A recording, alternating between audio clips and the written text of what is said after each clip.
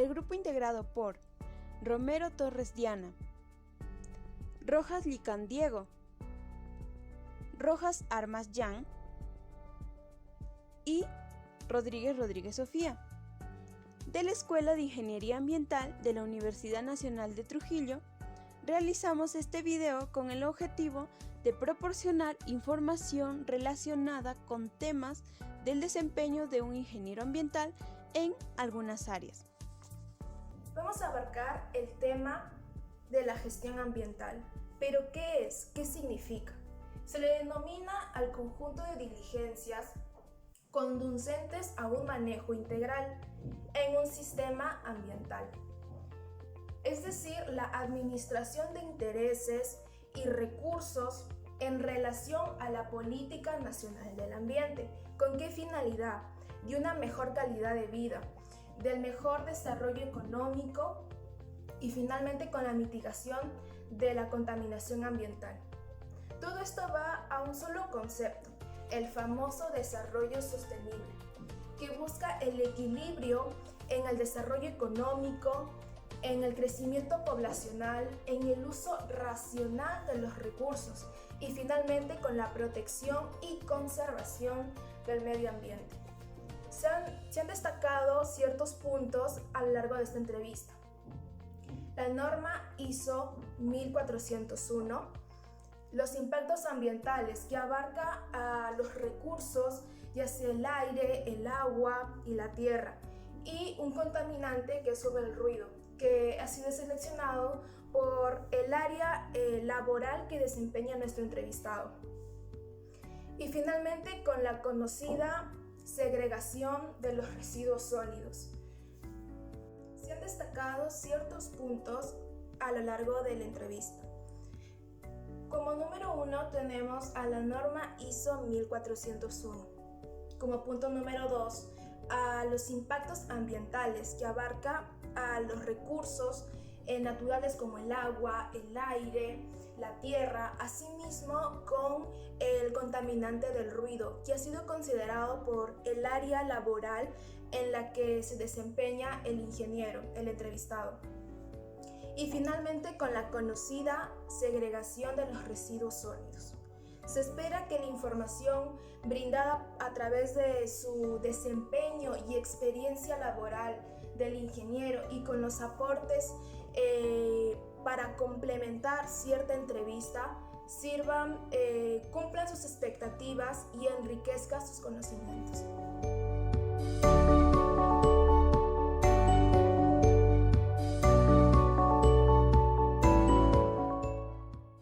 Un cordial saludo, soy Jean Pablo Rojas Armas, estudiante del segundo ciclo de la carrera de Ingeniería Ambiental. Hoy tengo el gusto de entrevistar al ingeniero Roberto Elio Sánchez Cámara, quien es egresado de la Escuela de Ingeniería Ambiental de la Universidad Nacional de Trujillo en el año 2012. Actualmente él se encuentra laborando en la minería La Poderosa. Buenos días, ingeniero. ¿Qué tal? Buenos días, ¿cómo estás, Jan? Un gusto poder compartir este espacio con ustedes, mediante el cual se pretende, lógicamente, poder compartir experiencias con todos y cada uno de ustedes en pro de la mejora ambiental de nuestro país y de nuestro planeta. No, gracias a usted y ante todo agradecerle por el tiempo para la realización de esta entrevista. Se desarrollará a través de 5 preguntas. Estará basada en los 7 años de experiencia laboral que usted ha venido teniendo, ¿no? Y empecemos, ¿no? Si nosotros hablamos de la norma 14001, sistema de gestión ambiental, ¿no?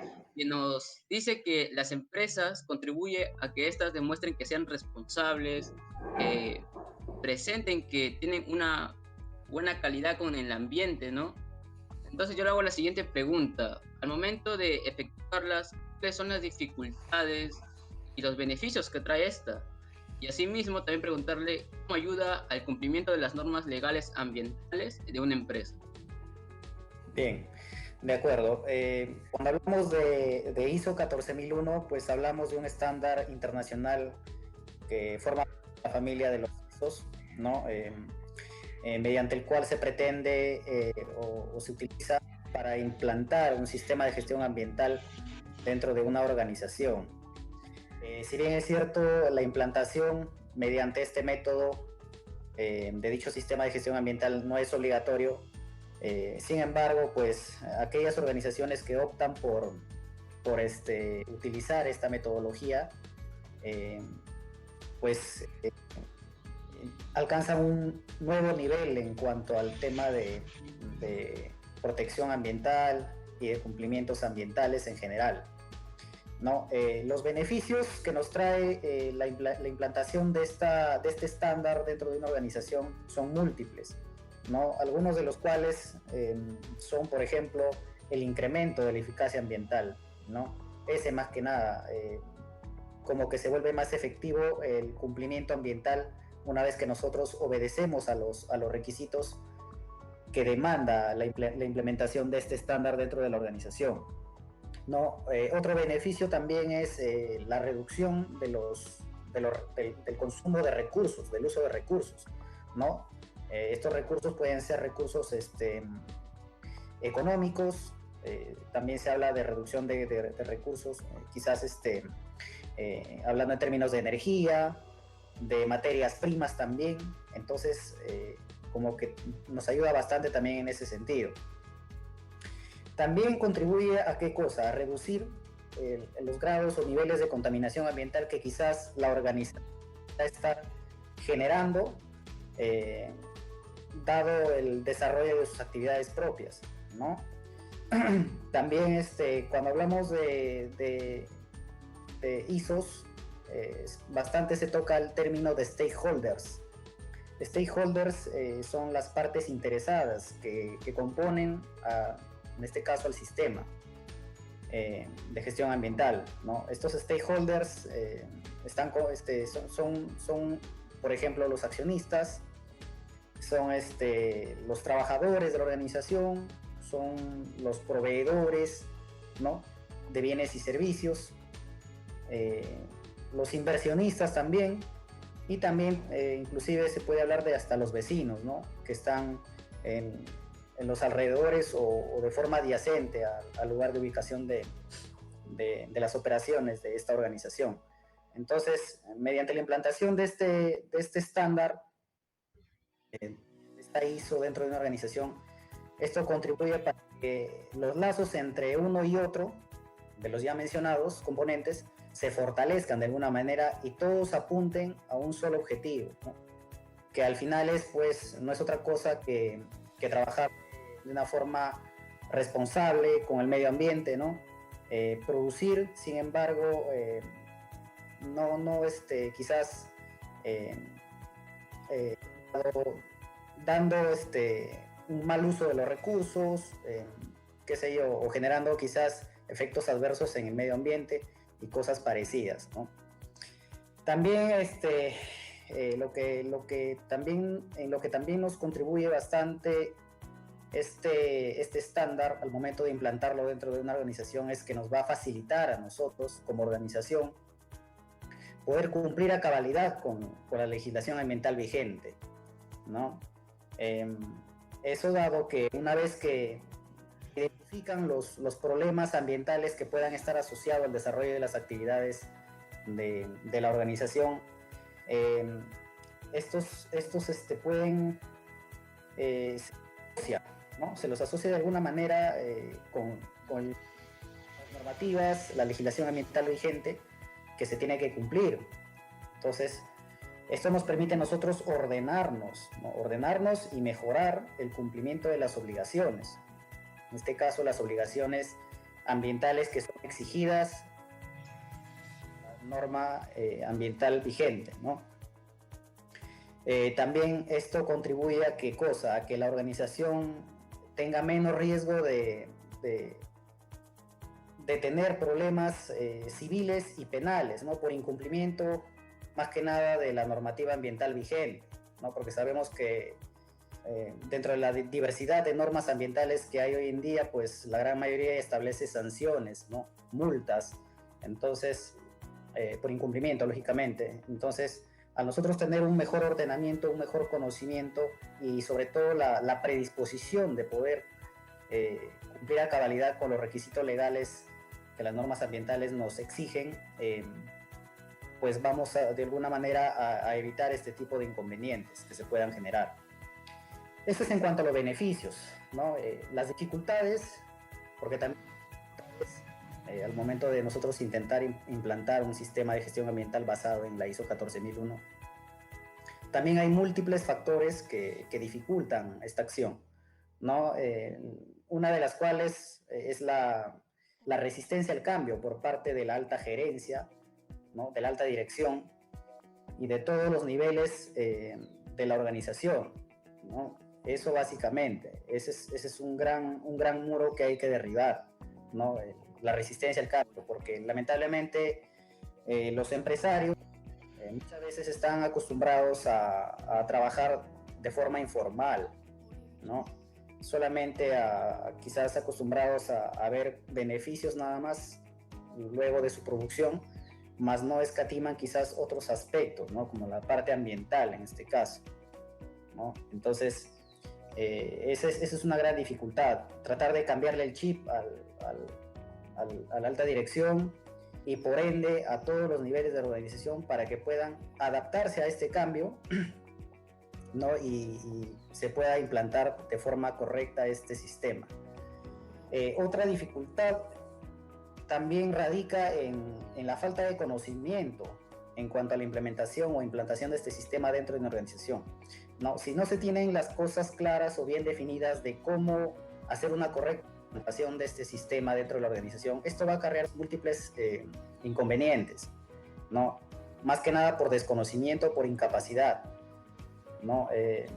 También hablamos de otro limitante, la falta de recursos. La falta de recursos también muchas veces es un limitante para poder implementar de forma correcta un sistema de gestión ambiental basado en ISO 14001 dentro de una organización, ¿no?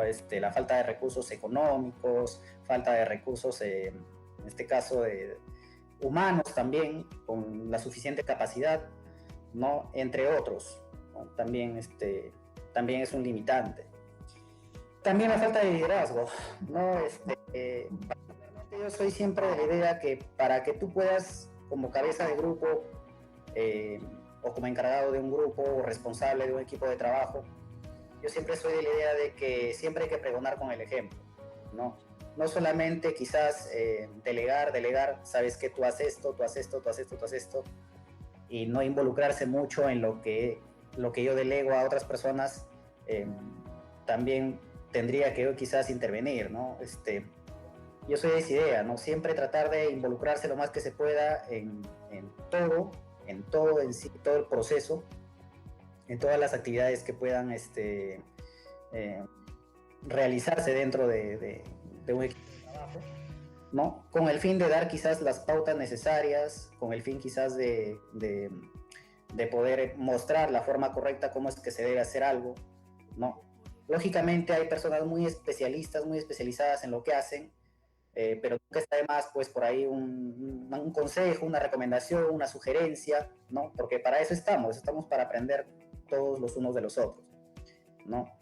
Entonces, esa falta de liderazgo muchas veces limita también la correcta implementación de un sistema de gestión ambiental basado en ISO 14001. También cuando no hay un suficiente o hay un deficiente diagnóstico de línea base, ¿no? Nosotros poder implementar o implantar un sistema de gestión basado en ISO 14001 se tiene que hacer un diagnóstico inicial para saber en qué condiciones de cumplimiento ambiental se encuentra actualmente nuestra organización, cuáles son las falencias que tiene, cuáles son las fortalezas que tiene. Entonces hay que ver ambas partes, ¿no? Las falencias que puedan identificarse, tratar de ver la forma de cómo poder superarlas, y las fortalezas que se tiene, tratar de mantenerlas, que no declinen, que no se reduzcan. Entonces a eso hay que apuntar desde un inicio. Bien, eso más que nada, como algunas de las dificultades y los beneficios. Bueno, dentro de los beneficios también te respondí a la segunda pregunta sobre el cumplimiento, cómo es que influye, ¿no?, la implementación de este sistema en una empresa en cuanto al cumplimiento legal. Como te vuelvo a repetir, gracias a que al implementar este sistema dentro de una organización se hace una plena identificación de los problemas ambientales que nuestra organización puede acarrear, dadas las actividades que desarrolla. Una vez que se tiene ya plenamente identificados estos problemas hay que asociarlos a la parte legal, al cumplimiento legal, a lo que tiene que obedecer. Entonces, una vez ordenado, pues ya tenemos nosotros la capacidad de poder decir, ¿sabes qué? Esto, si en caso incumplo, va a ir en contra de esta norma. Lo otro, en caso incumplo, va a transgredir esta norma. Entonces, una vez que ya tenemos plenamente identificado eso, nosotros podemos atacar de forma directa esas falencias y contribuir, pues, que nuestra organización cumpla a cabalidad con todos los requisitos legales establecidos en las normas ambientales vigentes de ámbito nacional e internacional. Correcto.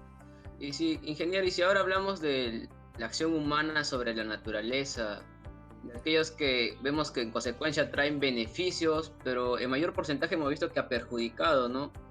Ya que vemos que en el desarrollo de proyectos, actividades, vemos que genera impactos ambientales que van en contra de la calidad del suelo, del aire y del agua. Si nos centramos en lo que es la minería, ¿no? Que tiene responsabilidades sujetas a procedimientos rigurosos, ¿no? Con el fin de minimizar los impactos negativos que ocasiona. Entonces yo le hago la siguiente pregunta. ¿De qué manera se implementan los planes de acción, prevención y contingencia en operaciones que se relacionan para el cumplimiento de las exigencias legales con respecto al impacto ambiental ocasionado por la minería? Bien, correcto. Cuando hablamos nosotros de planes de acción, estos pueden darse de forma preventiva o correctiva. ¿No? Si en caso debemos establecer medidas para poder prevenir la ocurrencia de un evento adverso, entonces recurrimos nosotros a establecer medidas de acción de carácter preventivo. Ahora, si es que ya ocurrió el evento adverso, se procede a establecer las medidas de acción correctivas con fines de que este evento adverso no se vuelva a dar, no vuelva a ocurrir, ¿no? Evitar la recurrencia. Cuando hablamos de planes preventivos, como su nombre indica, se apega inherentemente a la parte preventiva, ¿no? A establecer medidas de prevención. Y cuando hablamos de planes de contingencia, hablamos, pues, de medidas que se implementan con el fin de nosotros poder responder de forma efectiva o superar de forma positiva cualquier evento adverso con potencial de suceder, ¿no? O que tiene gran probabilidad o probabilidades de ocurrencia. En ese sentido, para que nosotros podamos establecer, o dentro de una unidad minera, se puedan establecer esos planes, sean de acción, preventivos o de contingencia, en coordinación con operaciones mina, con el fin de poder cumplir a cabalidad con los requisitos legales que nos exigen las leyes ambientales vigentes. Lo que se tiene que hacer en primer lugar es una plena identificación de los aspectos ambientales, ¿no? En este caso, los aspectos ambientales que están asociados al desarrollo de nuestras operaciones, ¿no? Bueno, tenemos entendido que un aspecto ambiental, de acuerdo a definición ISO 14001, es todo aquel parte o elemento de una actividad, producto o servicio que puede interactuar con el medio ambiente. Entonces, en base a esa definición, nosotros tenemos que hacer una identificación de estos aspectos ambientales, ¿de acuerdo? Una vez que ya tenemos plenamente identificados estos aspectos ambientales, procedemos a evaluar los impactos ambientales que están asociados de forma, sea colectiva o individual, con estos aspectos ambientales, ¿no? Podría hablarse de efectos, de los efectos, por decirlo así, ¿no? De los efectos ambientales que pueda tener un aspecto. En este sentido, una vez que ya se tiene evaluado los impactos ambientales, se procede a establecer las medidas de control para que nosotros podamos prevenir, que es lo ideal. Siempre hay que optar por la prevención antes que la corrección, siempre hay que apuntar a eso, ¿no? Entonces estas medidas pueden ser de carácter preventivo, o si en caso quizás ya ocurrió y también tenemos que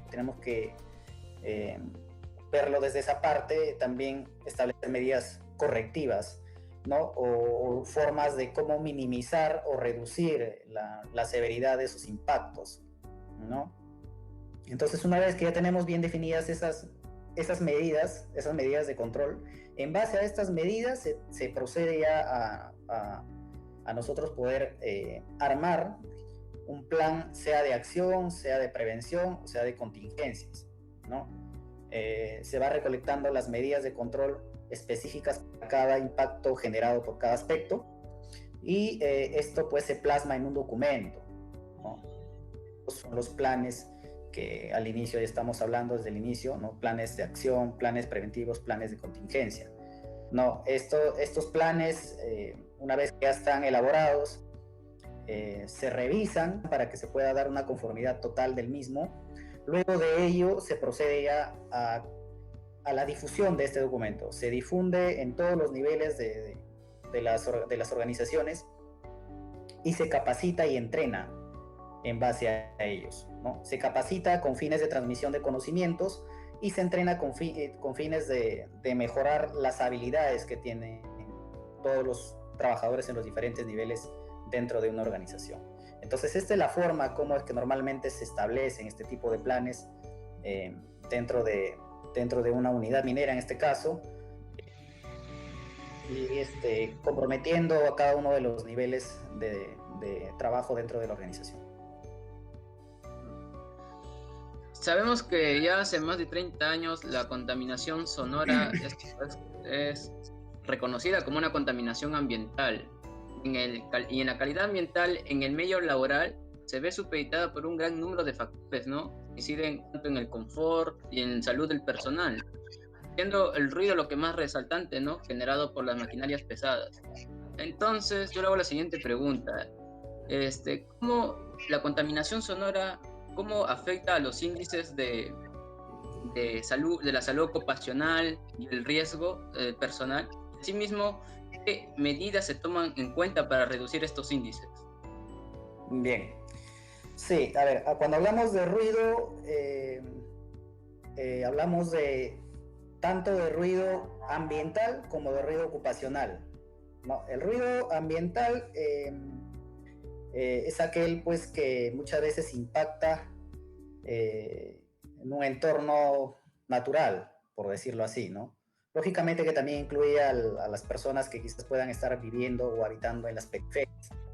Cuando hablamos de ruido ocupacional, se refiere netamente al ruido dentro de un centro de trabajo y las consecuencias que quizás podría generar a mediano, corto, largo plazo en los trabajadores que están día a día pues expuestos a estos niveles de ruido. No, dentro de la higiene ocupacional, uno de los factores con los que se tiene que lidiar siempre o a menudo es el ruido ocupacional, ¿no? Para esto se han establecido ya normas en las cuales se establecen parámetros o límites máximos permisibles de exposición del personal a diferentes niveles de ruido. Una de ellas es la norma básica de ergonomía y procedimiento de evaluación del riesgo disergonómico, aprobado mediante resolución ministerial número 375/2008 por el Ministerio de Trabajo y Promoción del Empleo. En esta norma se establecen esos límites máximos permisibles de exposición, ¿no? De acuerdo a horarios. Tantas horas, tantos decibeles puedo soportar. Tantas horas de exposición, tantos decibeles puedo soportar, ¿no? Bueno, en base a esto, desde el punto de vista de los niveles de accidentabilidad,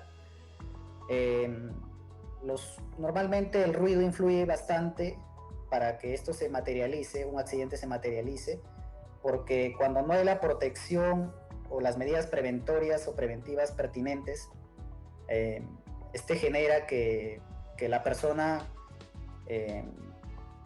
padezca de ciertas distracciones, ¿no?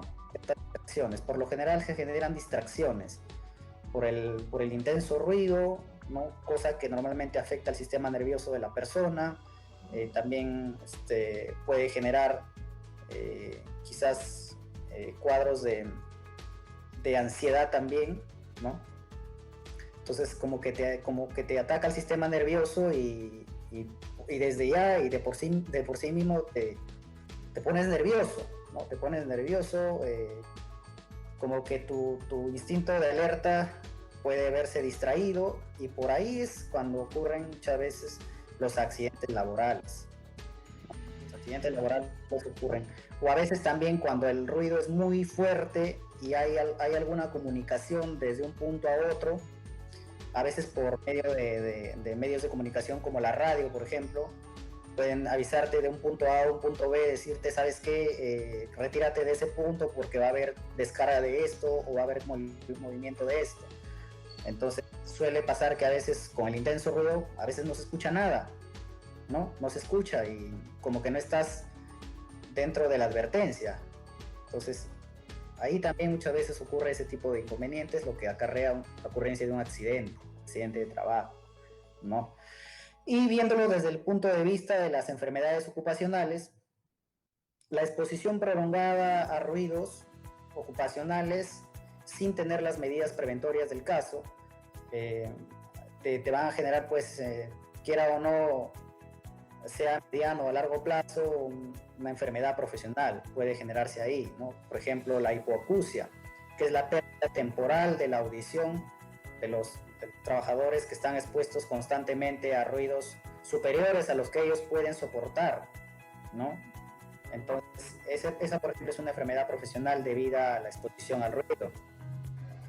También hay otras, como los tinnitus también, tinnitus, que son las sensaciones de zumbidos, de timbres en los oídos, que también constantemente van empeorando si es que los trabajadores no se someten a un tratamiento, o en todo caso si es que no se toman las medidas pertinentes para poder evitar esa exposición a la que ellos ya vienen exponiéndose, valga la redundancia, desde hace ya un tiempo, ¿no?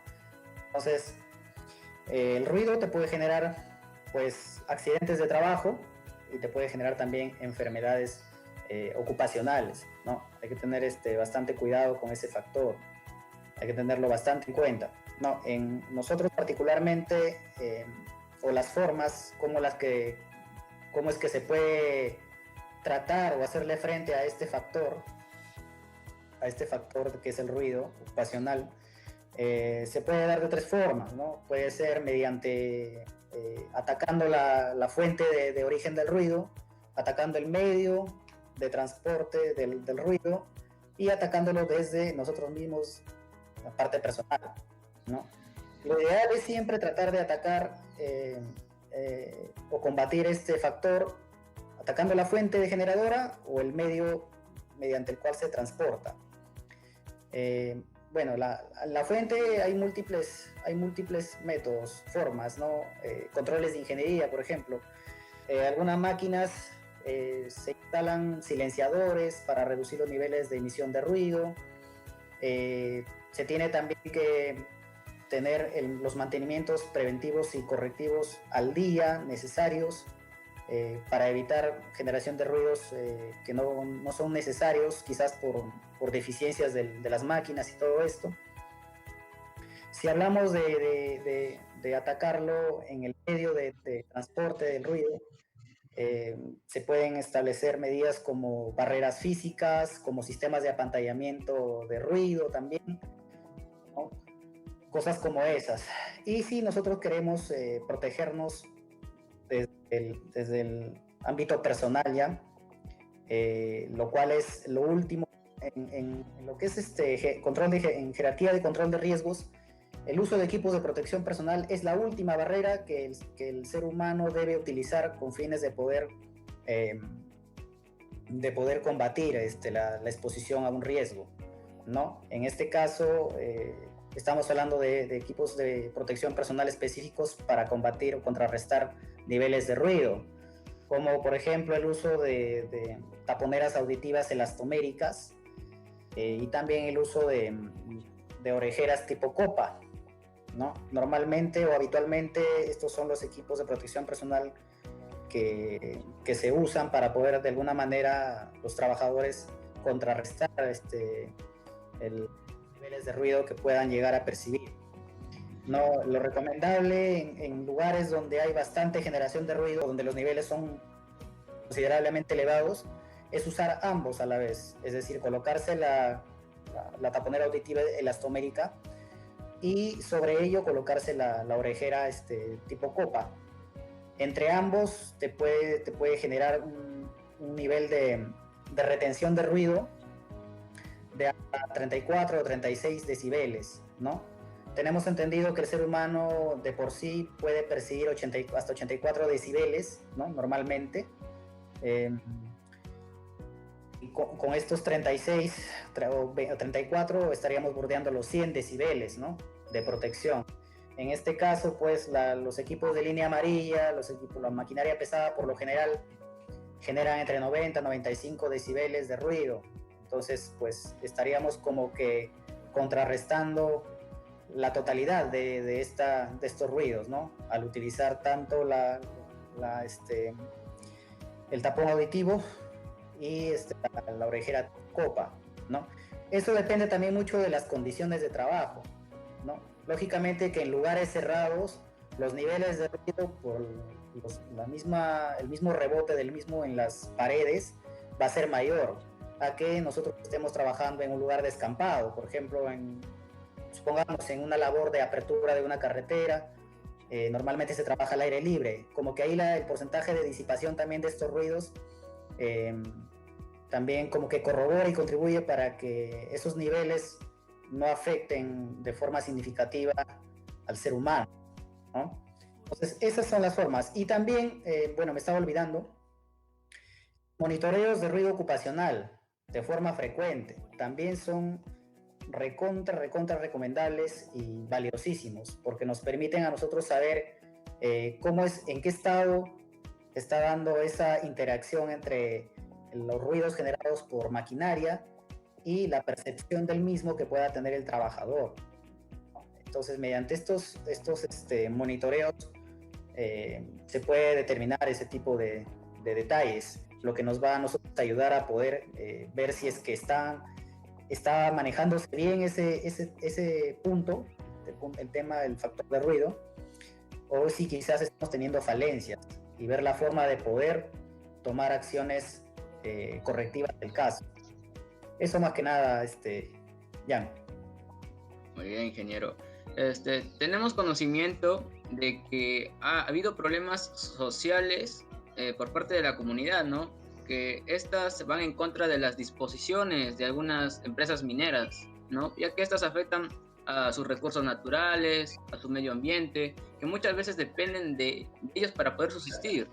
Entonces, la empresa en la que usted labora, en la que realiza proyectos, ¿me podría decir qué tipos de problemas sociales se ha presentado y de qué manera le han dado solución?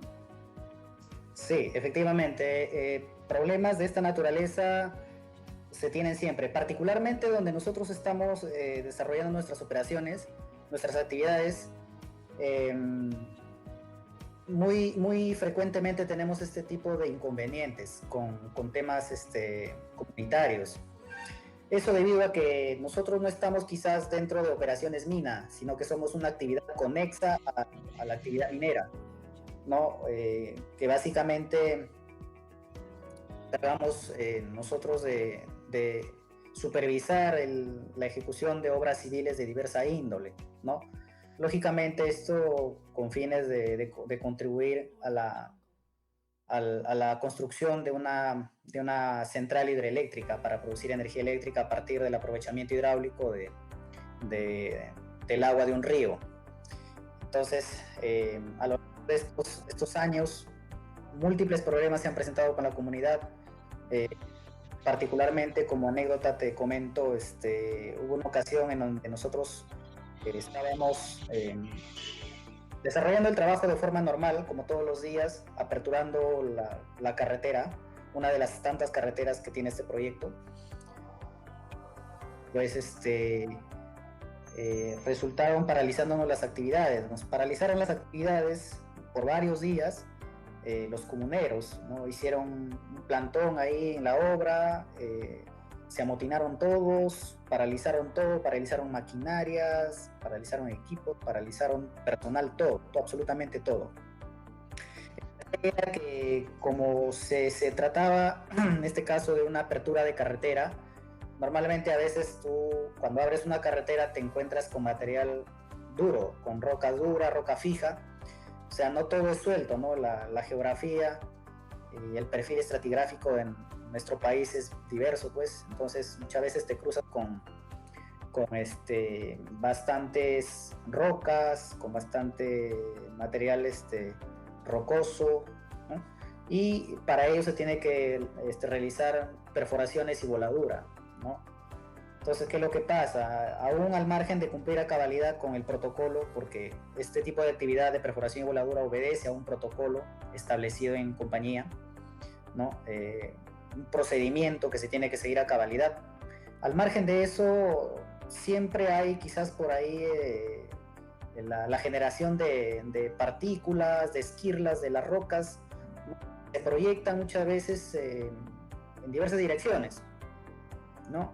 Y en esta ocasión pues ocurrió eso. Al parecer, al momento de hacer la voladura, parte de las rocas que se estaban rompiendo cayeron a cultivos, a parcelas de algunos comuneros y malograron pues una parte de sus siembras.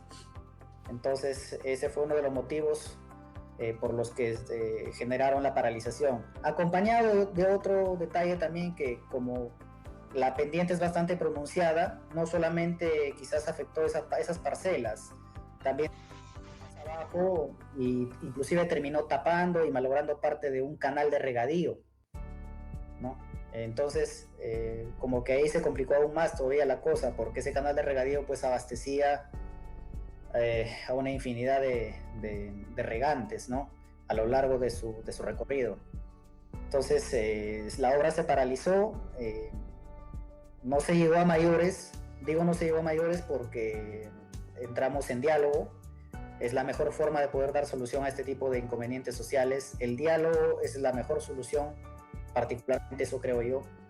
La confrontación no viene al caso, el intentar tener la razón en todo no viene al caso, porque eso como que muchas veces complica la situación en vez de arreglarla, ¿no? Particularmente yo he participado de mesas de diálogo con comuneros, he participado de sus asambleas generales, de sus reuniones de rondas campesinas también he participado, y es bueno porque uno llega a ponerse en el lugar de los comuneros, ¿no? Como digo, siempre para poder entender a otra persona hay que también por un rato pisarle los zapatos y ponernos en su lugar, ¿no? Y era entendible y era justo su reclamo, quizás, ¿no? Porque a nadie le va a gustar que algo que tú estás trabajando con tanto esmero, con tanto cuidado, pues quizás por actividad de una tercera persona venga y se pueda malograr, ¿no? Es entendible esa parte. Entonces, poniendo las cosas bien claras sobre la mesa, con estas personas, se llega a un acuerdo mutuo y justo para ambas partes y se da solución. Esa es la mejor forma, como te vuelvo a repetir, la mejor forma de poder dar solución a este tipo de conflictos sociales. Claro, ¿no? El diálogo y la empatía siempre van a ser la mejor solución, la mejor vía para solucionar estos tipos de problemas, ¿no? Abarcándonos en un tema como es los residuos sólidos, un tema muy, muy tocado por muchas municipalidades, es más, creo que todas lo tocan porque es un problema que no podemos superarlo hasta hoy en día, ¿no? Tengo conocimiento de que usted ha elaborado en el Distrito del Porvenir. Sabemos que los tipos de residuos se le puede dar diferentes tipos de tratamiento, pueden tener una adecuada disposición final, ¿no? Entonces, yo le hago la siguiente pregunta. De su perspectiva, ¿cuál es el mejor tratamiento y la mejor disposición final que se le debe dar a estos tipos de residuos, ¿no? Bien, muy buena la pregunta. Como tú ya lo mencionaste, el problema de la gestión adecuada y manejo adecuado de residuos sólidos en nuestro país es deplorable. Actualmente es bastante deplorable. Al margen de que tenemos normas bien claras y bien estrictas al respecto. Bueno, en el ámbito municipal, las formas de tratamiento y disposición final normalmente no las hace directamente la entidad misma, ¿no? ¿Por qué? Porque muchas veces para nosotros poder hacer un correcto tratamiento de residuos se necesita pues de grandes inversiones en lo que es tecnología, en lo que es personal calificado y todo eso, ¿no? Por lo general no he visto yo, en muchas municipalidades en las cuales yo he trabajado, no he visto particularmente que se encarguen la municipalidad misma de hacer el tratamiento de los residuos sólidos. Lo que sí normalmente he visto en muchos casos es que este servicio se lo dan a una empresa tercera, a una EORS, a una empresa operadora de residuos sólidos. No, estas empresas, dependiendo del permiso que puedan haber tenido por parte de DIGESA, algunas están calificadas para que puedan realizar el tratamiento de residuos sólidos, ¿no? Mediante plantas que ellos mismos manejan, plantas de tratamiento, ¿no? Y también la disposición final de estos residuos. Hay algunas que tienen autorización para disponer y otras solamente para transportar y para tratar, ¿no? Depende de cuánto hayan gestionado para que ellos puedan realizar la actividad, el ciclo, ¿no? Eso es lo que he visto básicamente en municipalidades, particularmente en el Porvenir también se hacía lo mismo, ¿no? Te estoy hablando del año 2013, que fue el año en el cual yo laboré en esta entidad. Trabajaba con en aquel entonces se le llamaba EPSRS, de acuerdo a la ley 27314, la ley anterior, ¿no? La ley sobre residuos sólidos que estaba vigente en esos años, que ya fue derogada en el año 2016. Sí se le daba a un EPSRS en aquel entonces los residuos, pero los residuos reciclables inorgánicos, de una fracción de lo que se generaba a nivel de todo distrito, o sea, no del todo, sino de una fracción. En aquel entonces se trabajaba también mediante un programa de segregación en fuente y recolección selectiva, ¿no? Establecida como meta municipal para todos los gobiernos locales a nivel nacional, dependiendo de su categoría, ¿no? Establecido por el Ministerio de Economía y Finanzas, ¿no? A partir del año 2009 se creó el programa de incentivos para la mejora de la gestión municipal, ¿no?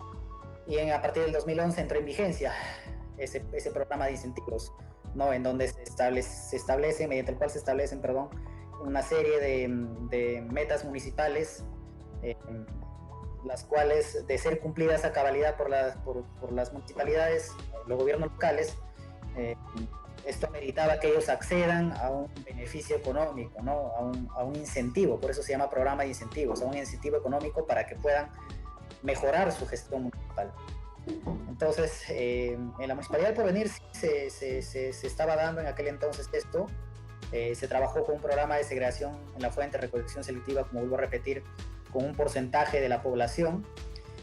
Todo lo que se recogía de este porcentaje de población, los residuos reciclables inorgánicos, papel, cartón, botellas de plástico, de vidrio, entre otros, estos eran de alguna manera segregados o clasificados en un punto establecido para este fin dentro del distrito, y posteriormente a ello se comercializaba a esta empresa, a la EPSRS, que también a su vez era una SRS, ¿no? Una empresa comercializadora de residuos sólidos, ¿no? También, eso me estaba olvidando de comentarte, no solamente hablamos actualmente de EORS, de empresas operadoras, sino también de SSRS, de empresas comercializadoras. Hay empresas que tienen ambos permisos, tanto para operar como para comercializar residuos sólidos. Entonces, en este caso, en aquel entonces, esta empresa tenía estos dos registros, estas dos autorizaciones por parte de DIGESA. Podía manejar, en este caso, solamente podía transportar, recoger y transportar nada más los residuos, y como comercializadora sí podía venderlos. Entonces lo que hacía es acercarse de forma semanal al punto donde estaban almacenándose los residuos reciclables, los recogía, los transportaba y posteriormente los vendía a otras empresas prestadoras de servicios que ya le daban otro fin. Inclusive llegué a enterarme que estos residuos llegaron hasta Brasil en alguna ocasión. Lo que pasa es que en Brasil hay bastantes plantas de recuperación de residuos inorgánicos reaprovechables, ¿no? Brasil es uno de los países que tiene bastante avance tecnológico en este sentido. Entonces, gran parte de los residuos de nuestro país muchas veces iban a parar allá. Y hasta la fecha, no sé, la verdad, pero me imagino que todavía siguen parando allá, ¿no? Porque nuestro país todavía no, como que todavía está un poco tibio en ese sentido, ¿no? Y básicamente eso, el tratamiento y disposición final básicamente depende de la capacidad que pueda tener la entidad de poder hacerlo, ¿no? Mi sugerencia o mi recomendación siempre a las municipalidades es que traten de tercerizarlo, trabajando de la mano con una empresa operadora, con una empresa comercializadora, ¿no? Y de esta manera poder darle un adecuado tratamiento final a los residuos sólidos, ¿no? El detalle es que muchas veces hay lugares muy alejados en nuestra sierra, en nuestra selva, hay lugares muy remotos en donde también hay municipalidades. Entonces la gran pregunta es cómo es que podrían, en este caso esas municipalidades, cómo es que podrían tratar y disponer sus residuos, ¿no? Porque son lugares que quizás son tan remotos o tan alejados en donde es muy complicado poder enviar una EORS, ¿no? O una SRS. Formas hay, pero muchas veces limita quizás también el tema presupuestario. No, en este sentido se recomienda también, si es factible, que por propia administración de la municipalidad, ¿no? En coordinación, lógicamente, de su área ambiental, puedan establecerse algunos proyectos, puedan ver la factibilidad de algunos proyectos, como por ejemplo los microrellenos sanitarios, ¿no? Las pilas, hay unas pilas que son de transición nada más, también podrían trabajarse en eso. Entonces hay diversas formas, ¿no? Hay diversas formas de poder tratar estos residuos y también de poder disponerlos. Sin embargo, lo ideal siempre va a ser, pues, trabajar con un relleno sanitario, pues, ¿no? Un relleno sanitario, en caso hablemos de residuos, los residuos comunes, y un relleno de bioseguridad o de seguridad, si en caso hablamos de residuos peligrosos, ¿no? Los residuos peligrosos son un poco más complicados de manejar que los comunes, ¿no? Los tratamientos para poder quitar esa peligrosidad son complejos, ¿no? Muchas veces son complejos, pero sí hay diversos métodos de poder tratar estos residuos, ¿no? Exactamente, compañero, futuro colega, es lo que yo puedo sugerir en cuanto a la gestión municipal de residuos sólidos, ¿no? Por experiencia propia que yo he tenido, ya he trabajado en algunas municipalidades, una de las cuales es la Municipalidad del Porvenir, ¿no? Esa es mi sugerencia, ¿no? Los comentarios que yo puedo darte al respecto. Claro, no. Sería bueno que las municipalidades, dentro de su plan de incentivos, tengan una meta sobre estos problemas, ¿no? Para brindarle a la población una mejor calidad de vida y al ambiente, ¿no? También no ocuparse solo en el recogimiento y el transporte que deben tener estos, sino también en fiscalizar el correcto tratamiento que deben tener. Muy bien, ingeniero, muchas gracias por sus respuestas que han sido contundentes. Agradecer otra vez por el espacio que nos brinda para la realización de esta entrevista, y unas palabras antes de despedirnos. Sí, bueno, una vez más agradezco a ustedes, futuros colegas, ¿no? Por el espacio brindado en esta ocasión para poder compartir más que nada con ustedes algunas de mis experiencias laborales, algunos de mis puntos de vista referente a la gestión ambiental, ¿no? Y más que nada eso, tratar de hacer una cadena de esto. Los conocimientos siempre hay que compartirlos, hay que hacer que esto se haga masivo, que se haga un efecto cascada de los conocimientos y que pueda llegar a muchas personas, ¿no? De esta manera todos enriquecemos nuestros conocimientos y todos, pues, más que nada vamos a estar predispuestos y con el conocimiento suficiente quizá de poder nosotros afrontar los problemas que hoy en día pues están azotando a nuestro país, a nuestro planeta en general, en materia ambiental, ¿no? Más que nada eso, apuntemos nosotros siempre a actuar de la mejor manera posible, contribuyendo en el cuidado, la protección, la conservación de nuestros recursos naturales. Pues lamentablemente hoy en día estos están siendo depredados de una forma bastante agresiva en muchas partes del mundo. Optemos por desarrollar o por investigar en las energías renovables, por ejemplo. Optemos por eso, es un muy buen prospecto esto de las energías renovables, y téngalo por seguro que de acá a unos años vamos a ver bastantes cambios sustanciales si nosotros ponemos pues nuestra brújula en esa dirección, ¿no? Optar por las energías no convencionales, por las energías renovables, y de esta manera pues alimentar de energía limpia a nuestro planeta en vez de quizás nuestros recursos naturales que en algún momento lamentablemente se van a terminar. Eso, compañeros, muchas gracias por todo, que tengan un buen día. Muchas gracias, ingeniero, a usted. Hasta una próxima oportunidad. Gracias. Igualmente, muchas gracias.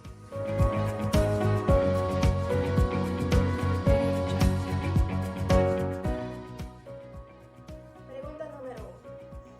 La norma ISO 14001 del Sistema de Gestión Ambiental es la cual consigue que las empresas demuestren que son responsables y comprometidas con el medio ambiente. Entonces, al momento de efectuarlas, ¿qué beneficios y dificultades presenta? Asimismo, ¿cómo contribuyen al cumplimiento de normas legales ambientales en la empresa? Bueno, para iniciar con la argumentación y complementación de esta pregunta, debemos brindar algunos datos de ¿qué es la norma ISO 14001? Bueno, como dato que les puedo proporcionar es que ha sido modificada últimamente en el año 2015 hasta el día de hoy. Esta norma, ¿por qué nació? ¿Con qué necesidad nació? Con la necesidad de la protección del medio ambiente. Bueno, esta norma ISO 14001 no está en la obligación de las empresas implementarla. Sin embargo, cualquier empresa lo puede hacer sin importar a la actividad a la que se dedique. Y volviendo con los beneficios como nos formula la pregunta, entre ellos tenemos en lo que se explaya el ingeniero, es en el incremento de eficiencia ambiental, en la reducción de los recursos, ya sean tanto económicos, la materia prima, la energía y demás. Otro beneficio que nos presenta es que nos ayuda a prevenir los problemas ambientales que se pueden desarrollar en las actividades o proyectos que realiza la empresa. Asimismo, reduce la contaminación de esta. Y finalmente, un último beneficio es que fortalece los lazos internos y externos de la organización. El principal componente es los stakeholders. ¿Qué son los stakeholders? Los stakeholders son es un grupo de personas interesadas en el funcionamiento normal de una empresa. Son entes indispensables que no pueden faltar para que se lleve correctamente el funcionamiento de una organización, una empresa.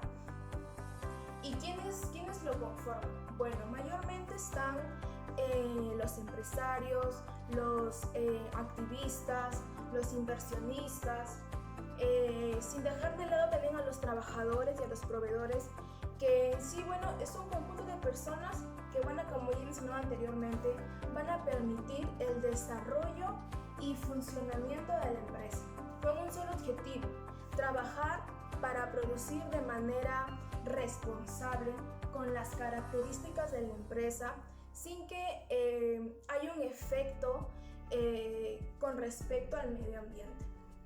Entre las dificultades que se nos presenta al implementar la norma 14001 son la resistencia al cambio por parte de las organizaciones. ¿Quiénes conforman las organizaciones?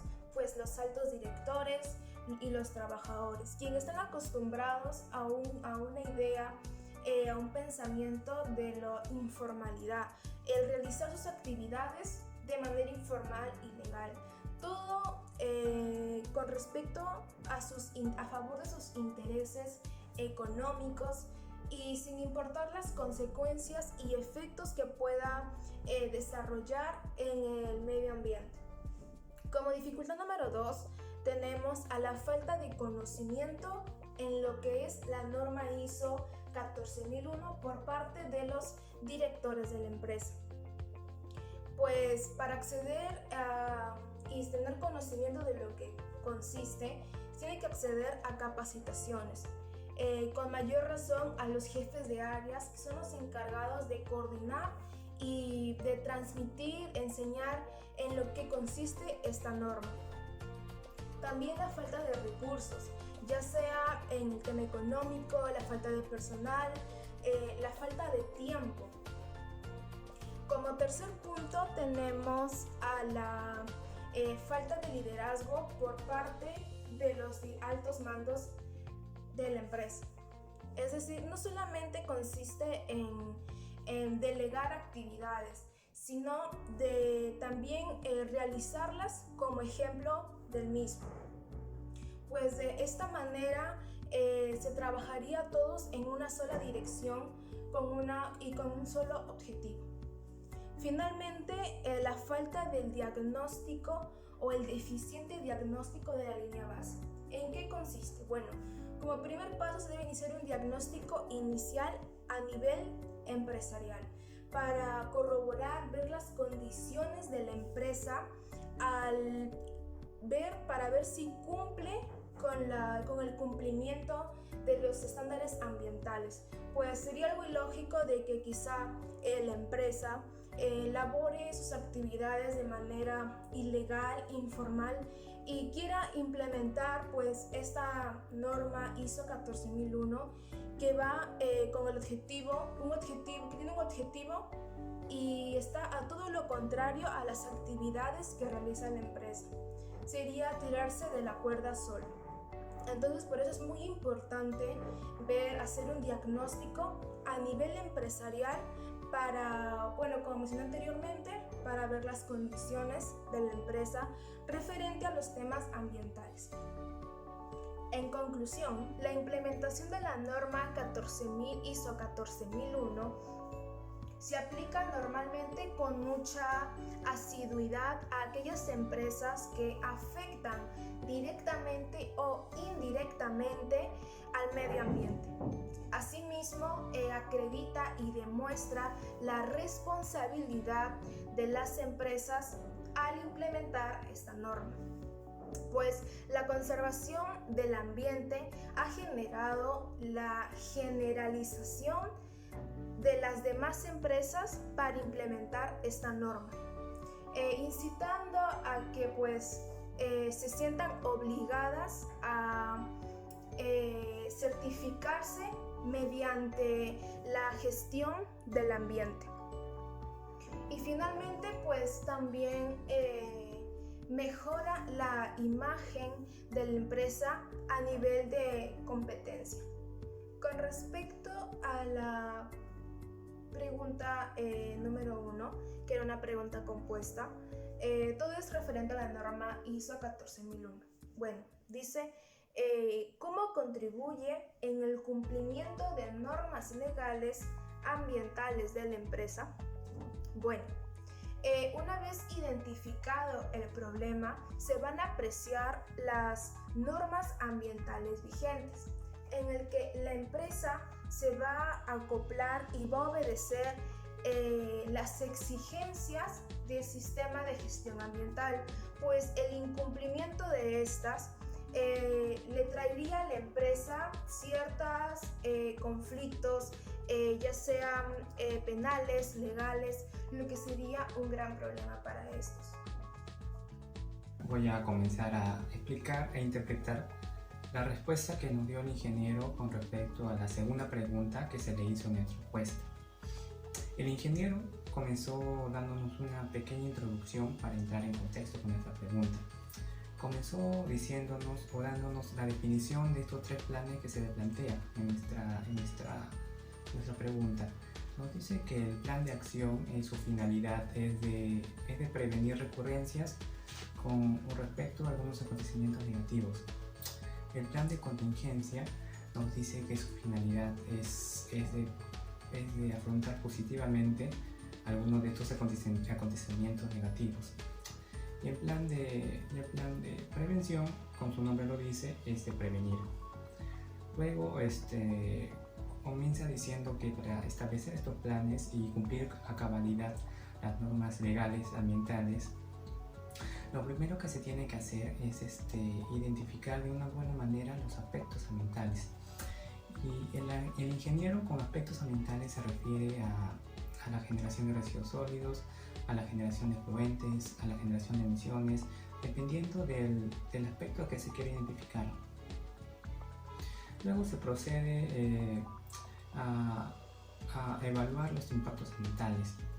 Y bueno, aquí nos comenta el ingeniero que a impactos ambientales no necesariamente se refiere a impactos ambientales negativos, también hay impactos ambientales positivos. Podemos dar ejemplos como de reciclaje, la utilización de energías renovables, tratamiento de aguas residuales. Y si queremos dar ejemplo, por ejemplo, siempre podemos dar ejemplo de impactos ambientales, hay muchísimos, y más ligado al tema de la minería, pero podemos mencionar algunos como los efectos negativos a la flora, a la fauna, a la contaminación de las aguas, el daño a la salud que causan las personas que viven cerca a alguna mina. Finalmente, se establecen las medidas de control que pueden ser preventivas y correctivas. En preventivas principalmente están ligadas al plan de prevención, y correctivas, su finalidad principal es de contrarrestar los impactos ambientales. Y en base a todo ello, formar estos planes. Ahora voy a proceder a explicar la respuesta de la tercera pregunta que se le planteó al ingeniero en la entrevista. El ingeniero comienza diciéndonos los efectos que causan estos contaminantes sonoros, como por ejemplo que causan daño al sistema nervioso central, así como problemas cardíacos y a la concentración, que posteriormente van a derivar a problemas mucho más grandes. Con respecto a las enfermedades ocupacionales, nos dicen que son aquellas que se ocasionan en el trabajo, y entre ellas nos mencionan ejemplos de la pérdida de audición, de vértigo, así como dolores. Pero si queremos hablar de problemas mucho más graves, nos mencionan lo que es la presbiacusia. La presbiacusia es aquella pérdida del sistema auditivo de manera gradual, pero también existe la pérdida de audición de manera temporal. Bueno, y para estos problemas hay una norma de seguridad y de salud ocupacional, la cual está establecida en la resolución 375 de 2008, y la cual fue promulgada por el Ministerio de Trabajo y de Promoción del Empleo. Luego el ingeniero nos menciona sobre medidas para contrarrestar este factor, y nos da las siguientes medidas divididas en 3 aspectos. El primer aspecto nos dice que atacando a la fuente, atacando al medio y atacando en lo personal. Atacando a la fuente Nos dice, por ejemplo, la sustitución, los silenciadores, así como también el mantenimiento de las máquinas y el cambio de repuestos. Lo que es atacando al medio, están las barras físicas como las barras de apantallamiento, y atacando lo personal, esto es básicamente a las personas que se encuentran mucho más expuestas a estas maquinarias y que necesitan de medidas más estrictas, como por ejemplo son las taponeras de oído elastoméricas, las cuales tienen una función de resistir entre 24 a 26 decibeles. Y también están otras taponeras de tipo copa, los cuales te resisten entre 34 a 36 decibeles. Las máquinas normalmente emiten entre 90 y 95 decibeles y las personas pueden resistir hasta 85 decibeles. Esto quiere decir que una persona con algún accesorio de cualquier tipo de tapón, creo que es más que necesario para poder resistir a estos ruidos. Consideramos la pregunta 4, ya que creemos importante saber acerca de las confrontaciones que existen entre una empresa y la sociedad. De allí rescatar la manera más adecuada de dar solución a estas problemáticas, como nos muestra el ingeniero, el cual tiene el rol de supervisar ejecuciones de obras civiles, que trata sobre la apertura de carreteras. Él nos muestra que la empresa siempre busca cumplir con los protocolos.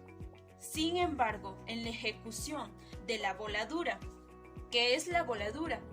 La explosión del material rocoso, para así arreglar el espacio de las carreteras, pero que trae por efecto la liberación de fragmentos de rocas, los cuales terminan en las tierras de los agricultores, hasta también en las acequias de regadío, por lo que genera indignación y disconformidad de los pobladores, quienes ante esto cierran o paralizan, más claro, dichas actividades de la empresa para así ser escuchados. La solución que dieron, según nos mostró el ingeniero, fue el diálogo y la empatía. El diálogo para escuchar a ambas partes y llegar a una solución justa sin perjudicar ni a los pobladores ni a la empresa. Y la empatía para que la empresa muestre que es consciente de los daños causados y de esta manera enmendar dichos daños. En la quinta pregunta nos orientamos a la experiencia laboral del ingeniero en municipalidades. Para ello, el tema es gestión de residuos sólidos, con el objetivo de saber si la municipalidad cuenta con un plan para el tratamiento y disposición de residuos sólidos. De esta manera, según el alcance que nos pudo proporcionar el ingeniero, muestra que en las municipalidades que él ha trabajado no ha observado un tratamiento de residuos sólidos directamente de las municipalidades, sino que están vinculados a empresas. Estas empresas es, por ejemplo, la EPSRS, esto según la legislación antigua. A partir de 2020, con el decreto legislativo 1501, tenemos la EORS, que es la Empresa Operadora de Residuos Sólidos. Ambas empresas en relación mayormente en los residuos sólidos inorgánicos, que son los reciclables, en el caso del cartón, plástico, por ejemplo.